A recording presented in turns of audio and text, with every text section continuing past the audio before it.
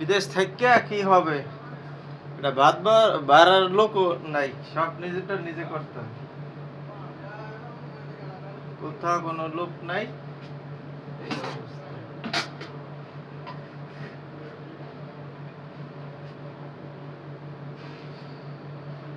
ভাত ভাজিয়া খাইতে হবে।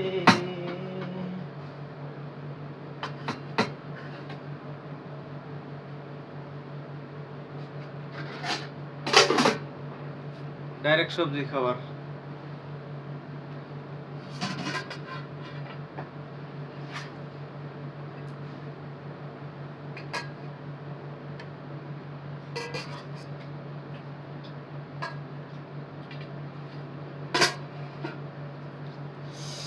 বিভিন্ন রকমের সবজি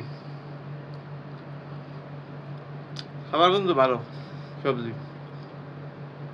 বিদেশের সবজি খাওয়া হয় না তেমন, বেশিরভাগই মাছ মাংস, শর্টকাট। সবজি হচ্ছে ঝামেলা, কোটা বাসা আইডিয়া সেইডিয়া নানান কেচ্চা খাই। সবজির দাম অনেক বেশি, মাছ মাংস সবজির দাম বেশি।